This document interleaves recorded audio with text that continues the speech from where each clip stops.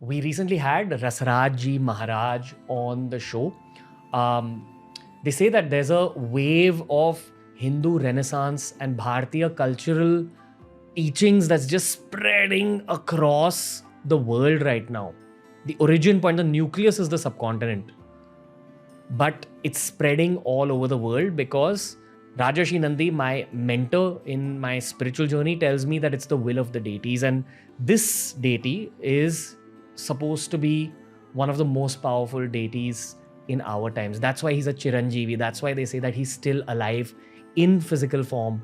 But they say that the easiest way to ensure that Hanuman Ji shares the same physical space as yourself is to celebrate the Ramayan, is to read out the Sundarkand, is to just say Jai Siya Ram through your heart.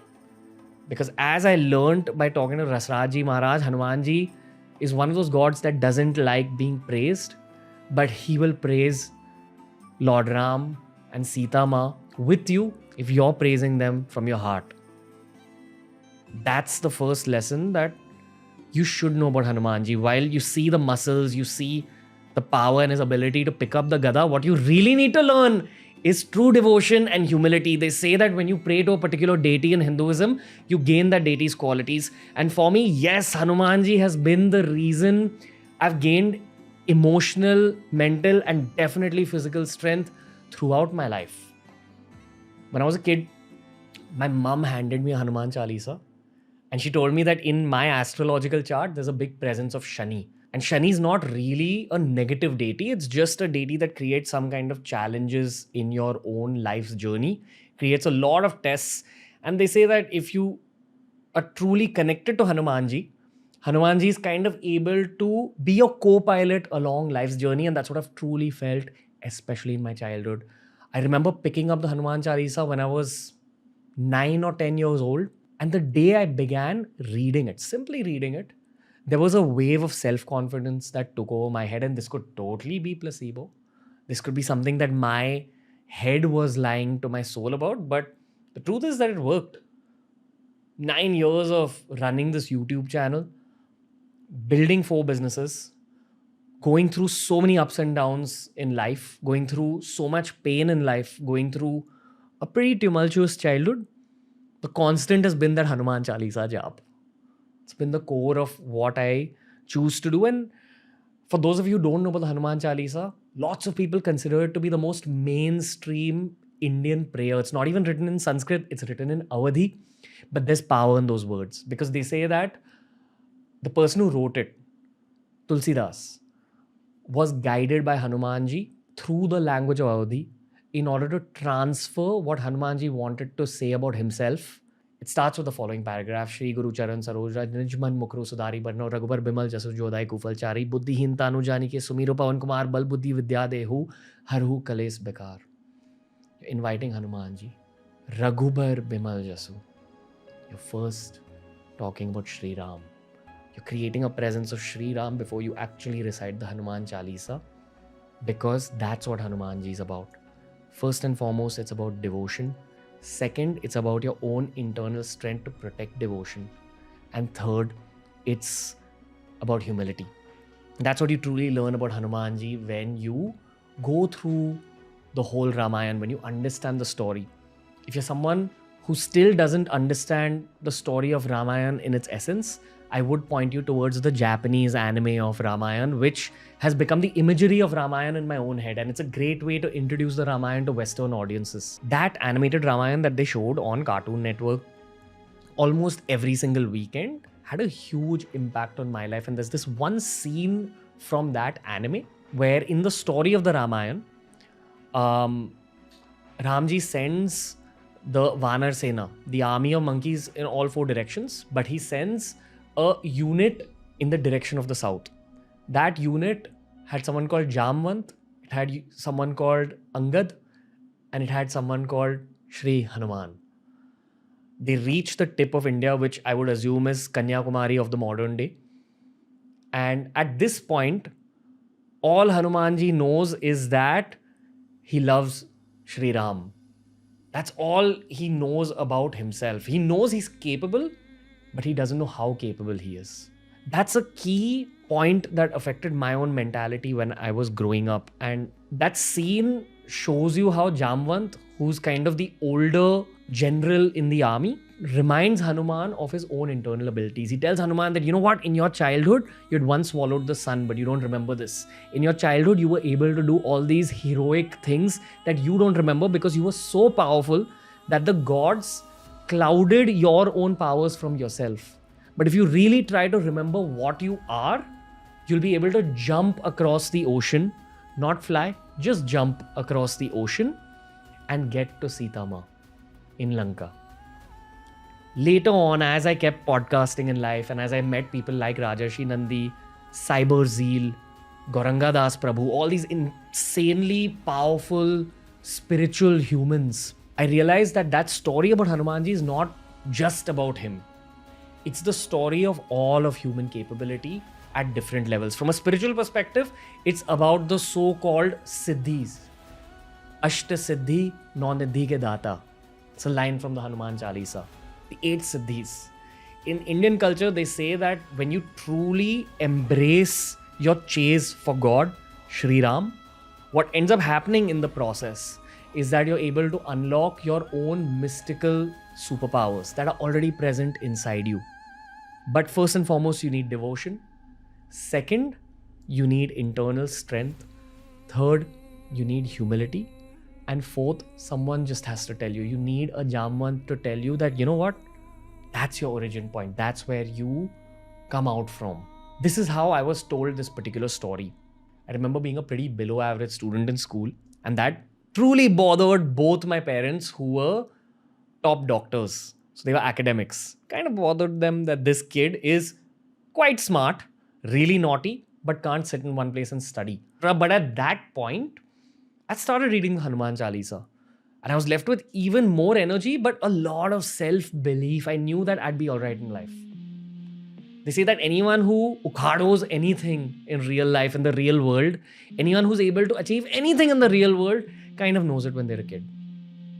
Hanumanji believed in himself when he was a kid. He just didn't know that he was yet to unlock so many more capabilities.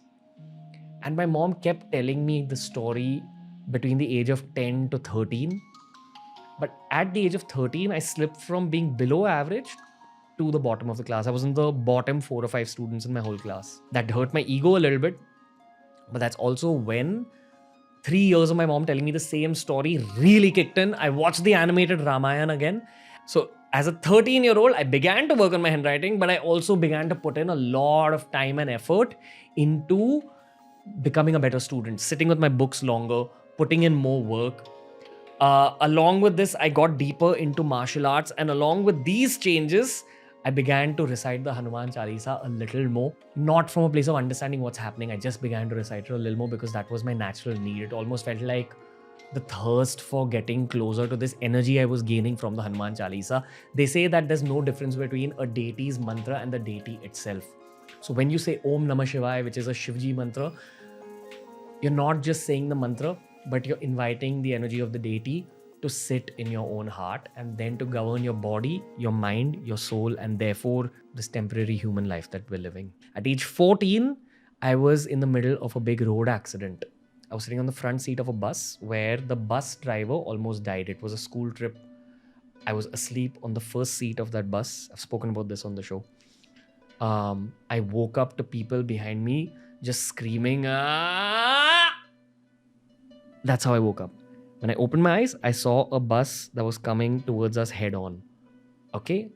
The only thought in my head at that point was Hanumanji. Because this was a year after I made it back from the bottom of the class to not just being at the center, but being near the top. All I could see was Hanumanji. A bus driver at the last moment turned the steering wheel. So the bus that was heading for us head on, and I probably would have died if the bus driver didn't turn the bus. But the bus that was coming towards us head on hit the back of our bus. So our bus kind of started skidding and then it hit a tree. After these two impacts of the bus hitting the back of our bus and then hitting the tree, my first thought was, thank you, Hanumanji. because I was not injured. There wasn't a scratch on my body. And when I looked up, there was a photo of Hanuman G right in front of me, right behind where the bus driver sits. I'm not making this up. I remember this like it was yesterday because this is where my belief really solidified. Getting back to the Jamwant story, what happens in the animated Ramayan? Jamwant reminds Hanumanji of his capabilities. He goes away, he meditates, something awakens inside him, a sense of self-belief awakens inside him, and he's able to jump across the ocean. On the way, he kills a demonic force that was haunting that particular part of the ocean.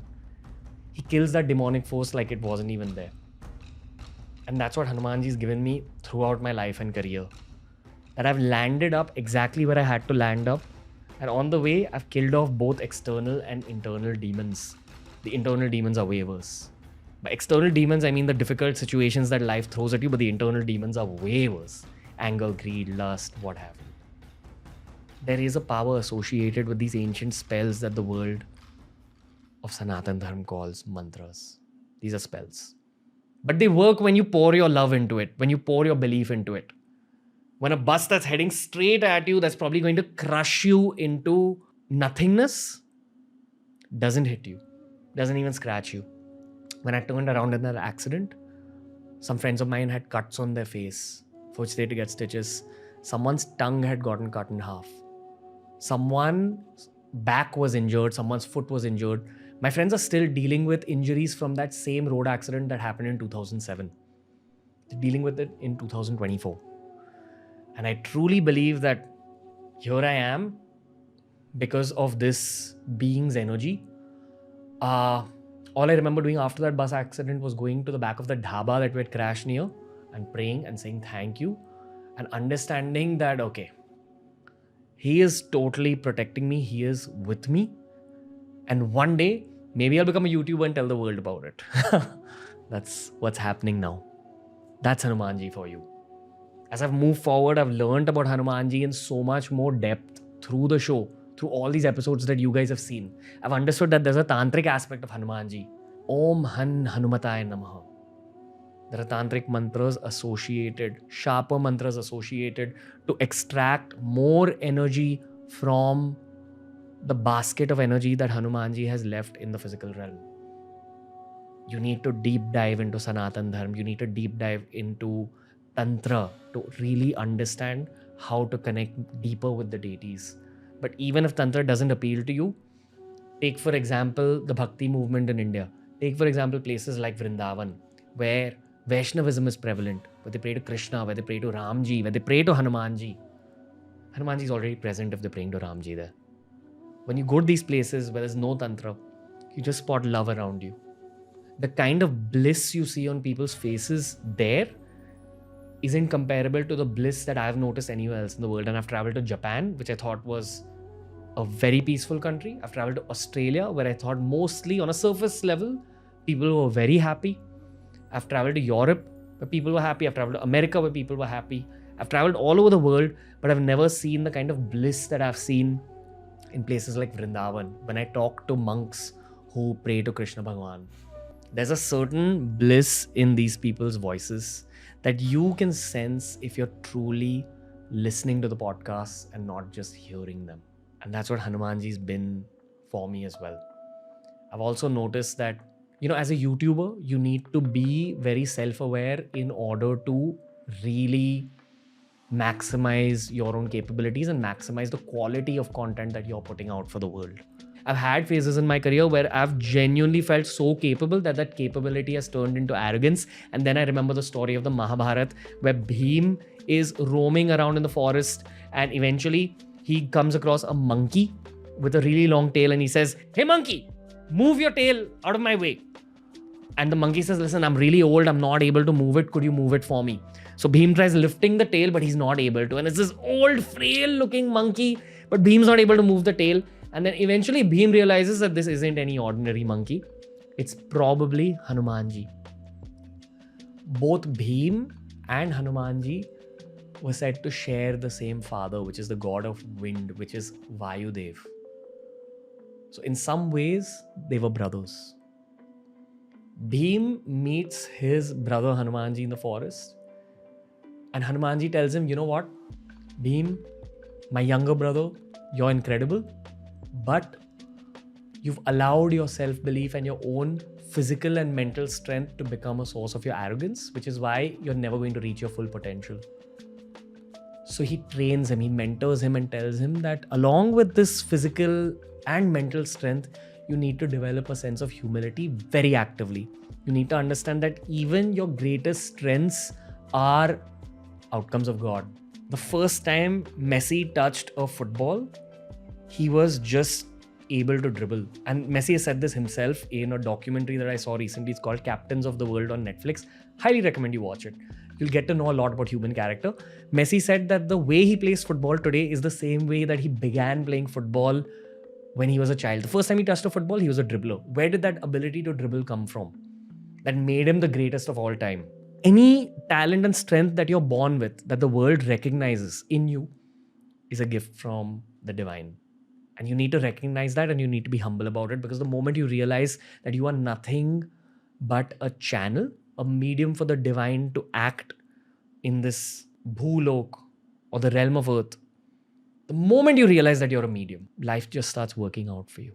But it's important to touch arrogance sometimes and then allow your deity to teach you what it truly has to teach you. This muscular physique is not the only gift of Hanuman Ji. The actual gift is humility and devotion. That's the root of what Hanuman Ji stands for.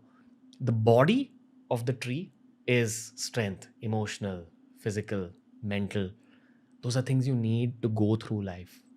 When I've been through the worst moments of life, I've gone back to my Hanuman Chalisa, the same little book that my mother gave me. I open it up very rarely now. I know the Hanuman Chalisa inside out. I know the meaning of it. But when I'm at my worst days, and worst days happen even at age 30, after all these spiritual podcasts, after growing so much, both materially and kind of growing spiritually as well, I have really bad days. I cry often. It's a very high pressure job. I'm getting scrutinized so much in front of the world. I'm growing up in front of the world. I'm making so many mistakes. I often cry because of my own mistakes, because I truly feel that any form of suffering is actually self-inflicted. It's your choices, your decisions that have led to that suffering. If not in this life, it's your decisions from your past life. So my relationship with suffering is changing. But the ability to handle that suffering comes from studying and restudying Hanumanji over the years, absorbing what that deity has to offer you. That's what Hanumanji is for me. So the roots are based on humility and devotion. And the body of the tree is strength. What are the leaves and fruits? The leaves and fruits are all the gifts that this deity can bring to you, as long as you keep watering the devotion and humility. That's what the Ramayan is about.